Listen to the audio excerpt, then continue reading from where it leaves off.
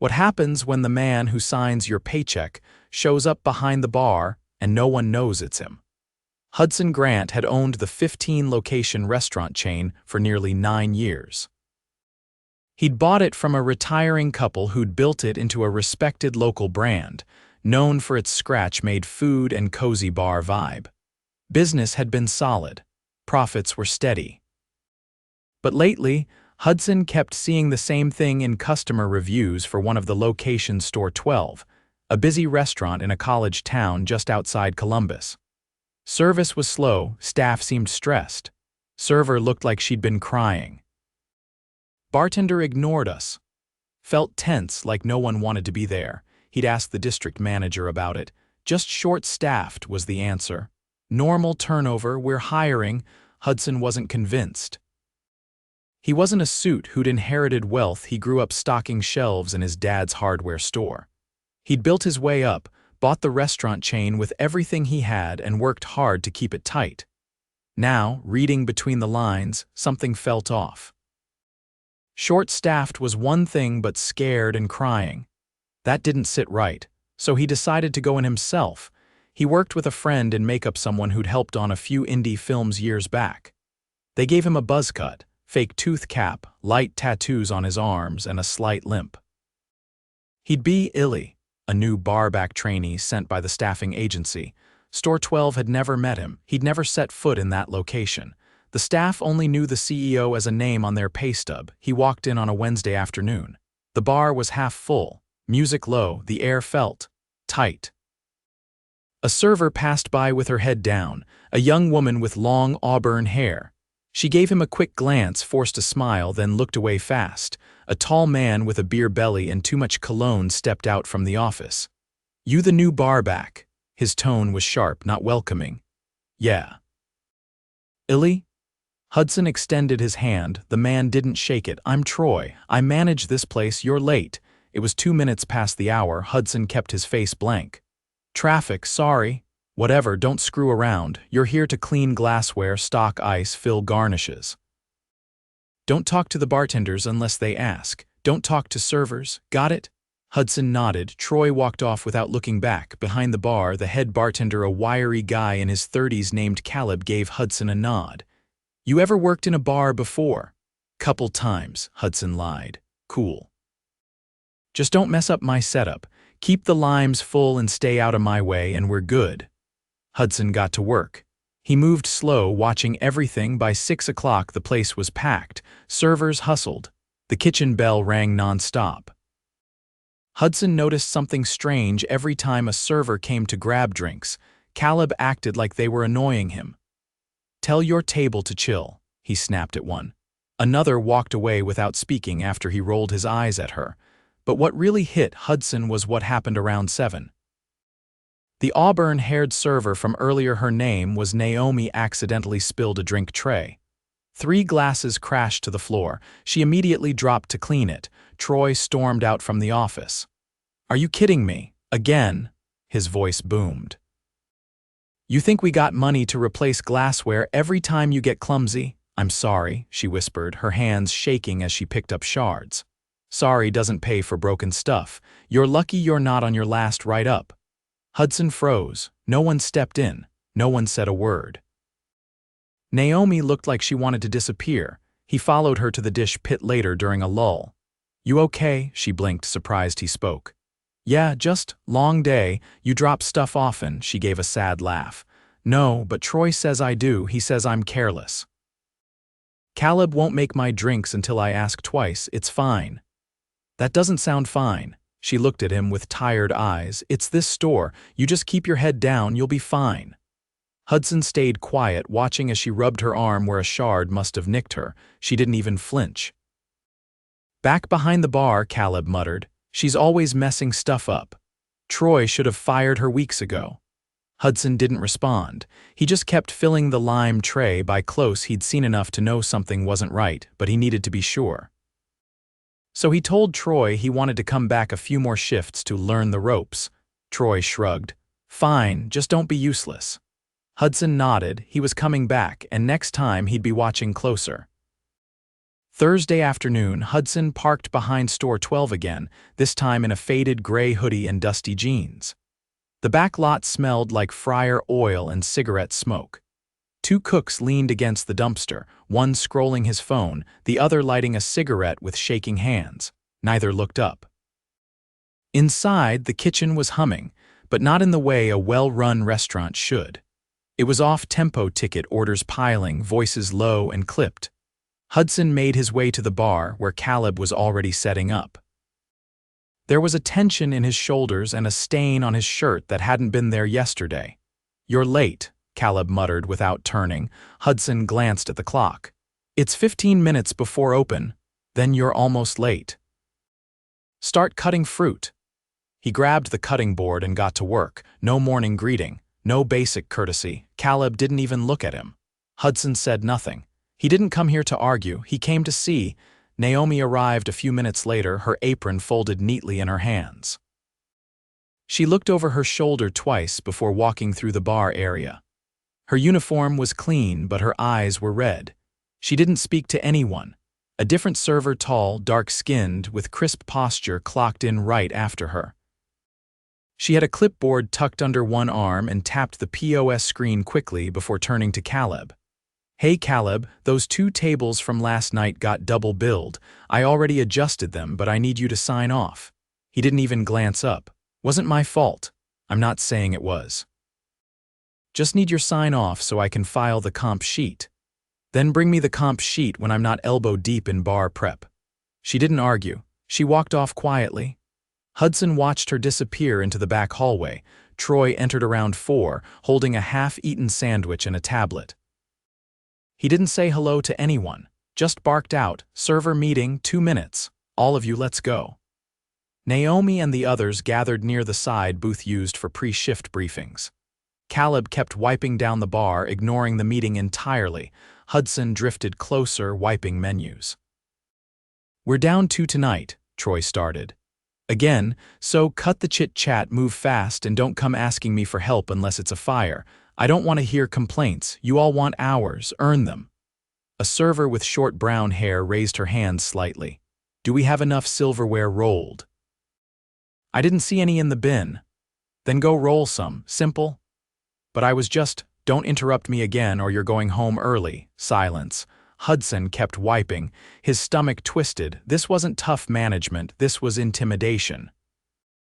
The shift started, and within the first hour it was obvious the restaurant was understaffed. Naomi was covering 5 tables, the other servers about the same. Drink tickets piled up. Hudson hustled, keeping the garnish trays stocked, glass racks rotating, and ice bins full. But he noticed something new. Caleb was skipping steps. He poured drinks without ringing them in, gave shots to 2 regulars without checking IDs, and poured a double when the order was for a single. Hudson said nothing. He just watched. At one point, a woman in her late 60s sat at the bar alone. She ordered a glass of house red and a salad. When she asked for a side of lemon, Caleb rolled his eyes while pouring it. "Anything else? You want me to peel your grapes too?" She blinked, startled. "No, that's all." Hudson caught her expression, embarrassment but also confusion, like she wasn't sure if she'd done something wrong. Caleb turned to him. "Go grab the lemon wedge. Apparently I'm a damn butler now." Hudson walked to the fridge, jaw tight. Later, while bussing empty glasses, he passed Naomi near the server station. She was refilling waters, her hands trembling. "Want me to grab the next round?" he asked quietly. She didn't look up. "If you do it, Caleb'll say I'm slacking." "Then I'll say you asked me to." She hesitated, then nodded once. 10 minutes later, Hudson watched Caleb make a drink, set it down, and slide it toward Naomi without a word. She picked it up and turned toward the tables. "Wait," Hudson said, stepping forward. "That's not what was on the ticket," Caleb glared. "You checking my work now?" Just saw the order. It was a whiskey sour, not a rum and coke. Maybe they changed their mind. "Ticket didn't say that." Caleb leaned in, voice low. "Let me explain something. You're a barback. That means you clean up the messes and shut up. You don't question me. Ever." Hudson stared at him. "Got it." An hour later, a server named Danny dropped a plate in the dish pit and leaned on the counter, breathing hard. Her apron was stained and her ponytail clung to her neck. "You okay?" Hudson asked. She didn't answer right away. Then she said, "I worked a double yesterday, didn't get a break. Asked for 10 minutes today, Troy said no. You can't skip breaks legally. He says we don't have coverage. Says if I clock out, it'll mess up table flow." Hudson looked around. There were only 3 servers on the floor now. She wasn't lying. "I'll cover your section for 10 minutes, he offered. She gave a short laugh. "That's not how it works." Hudson grabbed 2 waters and followed her to her table. "It is today." Danny looked down, and for the first time she almost smiled. By close, Hudson had seen enough to understand the pattern. Caleb controlled the bar like it was his kingdom. Troy ruled with fear. No coaching, no support, just threats and volume. The staff wasn't underperforming, they were surviving. After the final check was printed and the last guest left, Troy called out from the office. "Illy, trash run now." Hudson didn't move. Troy appeared in the doorway. "You deaf?" Hudson wiped his hands on a towel. "I'll take it out, but we need to talk first." Troy narrowed his eyes. "Excuse me." Hudson stepped forward, voice calm. "You've been verbally abusive to your staff. You've denied breaks, ignored labor law, and created a hostile environment." "That ends now," Caleb snorted. "Who the hell do you think you are?" Hudson reached into his pocket and pulled out his wallet. He flipped it open, revealing his actual ID. "I'm Hudson Grant. I own this entire company."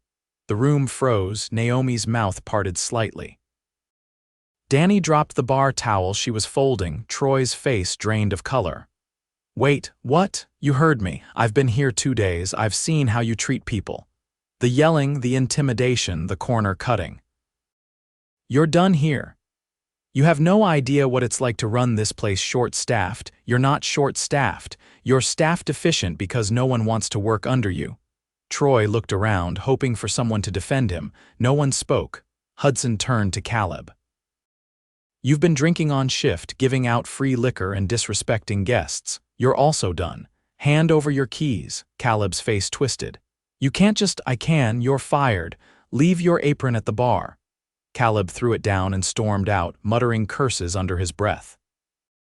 Hudson looked at the rest of the staff. They stood in stunned silence. "I'm not here to play boss from a distance anymore," he said. "You've been working under pressure you shouldn't have to. That stops tonight. I'll be back tomorrow morning. We're going to fix this, together." No one applauded. No one cheered. They were too shocked for that, but Naomi, after a long pause, whispered, "Thank you." Hudson nodded. "Go home, rest. Tomorrow we start over." By the time Hudson arrived the next morning, the air in the restaurant was different, not better, not yet but uncertain. The front doors were still locked, and the only light came from the prep area in the kitchen. Naomi sat at a table near the server station with a notebook in her lap. She looked up as he stepped inside, her expression unreadable. "You really came back," she said. "I said I would." She nodded once, not smiling, not cold, just processing it all. Hudson walked past the empty bar and went straight to the office. Inside, Troy's desk was exactly how he'd left it, half-eaten candy bar, a stack of unsigned schedules, and 2 unopened write-up slips. He took one look around and shoved everything into a box. In the kitchen, the back-of-house staff was already moving. A cook named Tony, who Hudson hadn't spoken to before, was slicing onions with headphones in. Another Maria, based on the label on her jacket, was prepping sauces with a pace that said she didn't trust the clock. Hudson waited until everyone had trickled in.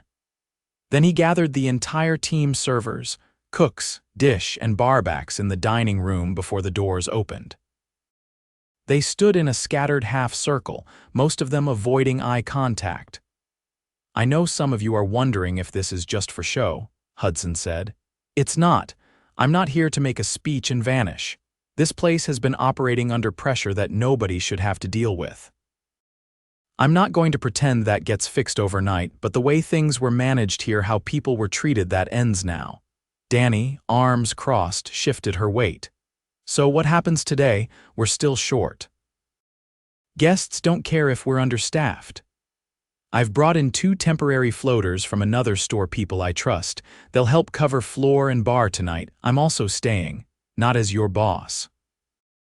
As your runner, dishwasher, whatever you need. A tall server with wire rim glasses, Kevin, based on his name tag, raised a hand halfway. What about scheduling? Are we still stuck on doubles with no breaks? You'll get your breaks. I've already staggered the shift blocks so no one's left hanging. It won't be perfect, but it'll be legal and humane. Heads nodded slowly. Hudson exhaled. Also, if anyone here has been written up unfairly, bring it to me. I'll review every single one. Starting clean doesn't mean ignoring the past, it means fixing it. He turned to Naomi. You're the most senior server here. I want you to help me rebuild the schedule. Floor assignments, station pairings, your call. She blinked. Me. You've earned trust the right way by showing up, not by yelling. Her lips parted slightly like she wanted to argue, but she just nodded. Doors opened at 11. The lunch crowd was light, which helped. Hudson stationed himself near the bar but didn't take over. He ran ice, helped bus tables, and when the dishwasher jammed around one, he got under the sink and fixed it with a flathead screwdriver from maintenance. The two floaters arrived just before the dinner rush. One server named Lex from Store 4 and a barback named Milo from Store 9. They didn't ask questions, they just clocked in and got to work. Lex had a calm, unhurried way of speaking to guests that pulled the tension out of the air. Milo moved fast but stayed out of the way. It gave the regular staff just enough room to breathe. By 5:30, the restaurant was full. Naomi and Danny each took 4 tables. Kevin floated between the patio and the bar rail. Hudson stayed moving, running food, restocking, even wiping down bathroom sinks between turns. At one point, he passed through the kitchen and saw Tony leaning against the prep table, arms crossed. You all right? Tony nodded, then looked at him. You're the real owner, huh? Yeah, Tony wiped his hands on a towel. Then you should know Maria's the one keeping this kitchen upright. Last week, she did both line and grill when the other guy no-called, didn't say a word, just handled it. Hudson glanced toward the stove. Maria was plating an order with quiet precision. Not fast, but exact. He walked over. I heard you've been carrying a lot back here. She didn't stop moving. It's my job. I'm not here to hand out praise for doing what's expected, but I also don't reward silence while people get burned out. Are you getting the hours you want? She paused. No, I've been asking for mornings. I always get nights. Why? Troy said mornings were for the dependable crew. Hudson's throat tightened. You've shown up for every scheduled shift. Everyone. Starting next week, you're on mornings. She gave a sharp nod and went right back to plating. At 7:15, a guest at table 13 flagged down Naomi. Hudson saw it from across the room. The woman was middle-aged, in business casual, and clearly agitated. Naomi leaned in, said something, then turned and walked toward Hudson. She says her steak's undercooked, but it's medium rare like she ordered. Wants a manager. I'll handle it. Hudson approached the table, smiling politely. I understand there's a concern with your meal. The woman barely looked up. It's raw. He glanced at the plate. A clean medium rare, pink center, exactly as ordered. I can have it fired longer if you'd like. No problem. I already told the waitress that. What I don't appreciate is the attitude. He kept his tone even. I'm sorry if anything came across that way. I've worked alongside her all day. She's been nothing but professional. The woman's eyes narrowed. Well, maybe she's different with you. He straightened slightly. I don't allow my staff to be spoken about like that. I'll personally take care of your meal. But if you're dissatisfied with the service, I can also comp the entree and recommend another establishment. She flushed. Is that supposed to scare me? No, ma'am. Just giving you options. She didn't respond, just handed over the plate. Back in the kitchen, Hudson refired the steak himself. Naomi waited nearby, quiet. He handed it off. You did nothing wrong, I know. Doesn't always matter. It does now. By close, the staff was exhausted but not broken. Tony wiped down the grill in silence. Maria double-checked the fridge seals. Lex and Milo clocked out and gave short nods of respect before heading out. At the bar, Naomi counted tips while Kevin tallied table turns. Hudson stood by the office door. Tomorrow, we review applications. I've got interviews lined up for 2 more servers and a prep cook. I want you involved in the hiring process." Kevin looked up. "Us? I trust your judgment more than a resume." Danny leaned on the counter. "Most places wouldn't. Most places aren't going to be here in 10 years if they keep treating people like numbers." Naomi folded her tip envelope. "You're not what I expected." "I wasn't either," Hudson said. "But I learned fast." He didn't make a speech, just flicked off the neon sign and locked the door behind the last staff member. Tomorrow, there'd be more work, more repairs.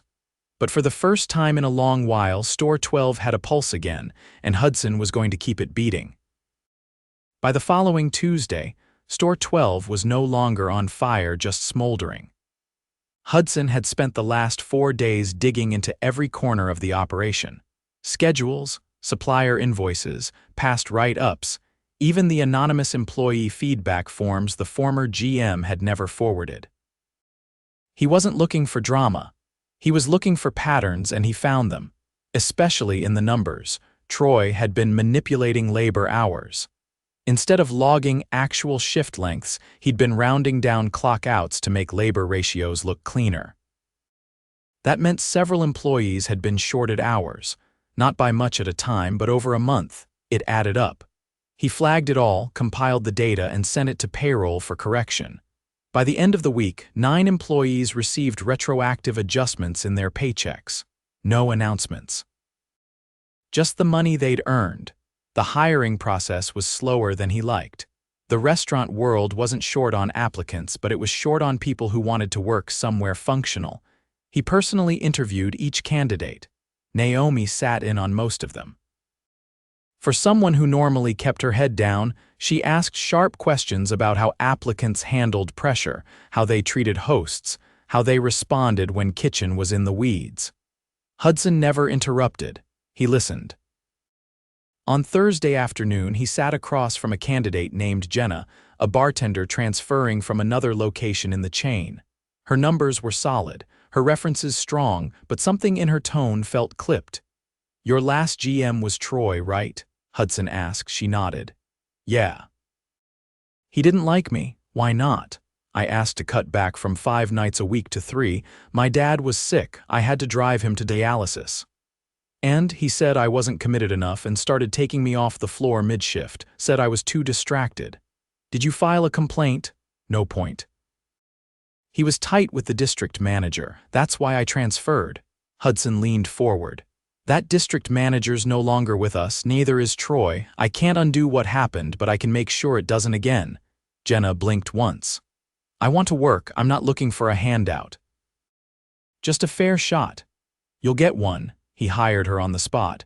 Friday's dinner shift was the first time the floor felt balanced. Not perfect, nothing in restaurant work ever is, but stable. Lex had stayed on for the week, covering dinner shifts until a permanent hire could start. Milo had gone back to Store 9, but not before leaving behind a handwritten list of bar setup improvements that Hudson implemented immediately. That night, around 7, a couple came in mid-30s, dressed like they'd come from a casual office. They sat at the far corner of the bar and ordered drinks from Jenna. 15 minutes later, Hudson passed by and saw the man leaning in too close, his fingers tracing the edge of Jenna's sleeve as she poured a beer. She stepped back subtly, but didn't say anything.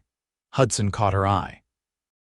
When she came around the bar to grab clean glassware, he met her near the cooler. "You good?" She hesitated, then said, "He's just being friendly. I can handle it." "You don't have to." She gave a small nod, but her jaw was tight. Hudson walked over slowly, without drama. "Everything all right here?" The man looked at him, half smiling. "Yeah, just chatting with the bartender. She's got a great pour." Hudson didn't smile back. "And she's here to do her job, not get touched. Keep your hands to yourself or close your tab." The woman with him said nothing. The man raised his eyebrows. "You always this uptight?" "I'm the owner, and I back my staff." There was a pause. The man pulled his hand back. "Fine, we'll finish our drinks." "No, you'll close out now," Hudson said. "We're not short on seats." They left. Not quietly, but not loudly enough to cause a scene. Jenna didn't say thank you. She just nodded and went back to work. That was enough. By Sunday, the restaurant had a new rhythm. Maria ran mornings in the kitchen with precision. Tony had stopped using headphones. He didn't need to drown out the noise anymore. Naomi had started cracking dry jokes on the floor, usually aimed at Kevin. And Danny, who used to avoid the bar entirely, now asked Jenna for pairing suggestions during pre-shift, but not everything had healed. That same evening, Hudson found Naomi in the walk-in, standing motionless with a prep list in one hand and a container of sliced cucumbers in the other. He waited a moment. She didn't notice him. "You all right?" he asked. She blinked, then set the container down. "Yeah." "Just needed a second." "Too much today?" "No, just, it's weird, working somewhere that doesn't chew you up." "You're allowed to exhale," she gave a short laugh. "I'm not used to it." Hudson stepped aside, letting the door swing wider. "We're not chasing perfection. Just decency." She walked past him, and for the first time since he'd met her, she looked him in the eye and said, "You're doing better than that." Monday morning, before the store opened, Hudson called a meeting, not a mandatory one, just whoever could make it. Most of them came. He stood in front of the bar, not behind it, and faced the team. "This isn't a grand reopening," he said. "No ribbon cutting, no cameras, but it is a restart. You've all been through things no one should have had to, being ignored, overworked, disrespected. You stayed anyway. That tells me everything I need to know." No one interrupted. No one fidgeted. "I don't expect you to forget what happened before. I expect you to hold me to a higher standard from now on. If something's wrong, say so. If someone's out of line, report it. You won't be punished for speaking up. You'll be listened to." Kevin raised a hand. "What happens if someone in leadership slips back into old habits? They're gone. No warnings, no second chances." Maria crossed her arms. "Even if they're good at their job, especially then. If someone's hurting the team, their talent is irrelevant." No one gave a standing ovation, but several nodded quietly. That meant more. Hudson stepped back. "You don't need to trust me yet, but I'll earn it. Every day." Later that week, Store 12 passed its surprise health inspection with one of the highest scores in the district. Jenna started mentoring a new barback, this time a 19-year-old college student who actually smiled when he stocked the ice bins. Naomi took the lead on revamping the training binder. Tony offered to teach the new prep cook how to break down proteins properly instead of just handing him a knife and walking off. Hudson didn't take credit for any of it. He just kept showing up, sometimes in the office, sometimes wiping down booths, always watching not to control but to stay connected. The sign out front still said the same thing. But inside, Store 12 was something else entirely now. It was a place worth working in, and Hudson made sure it stayed that way.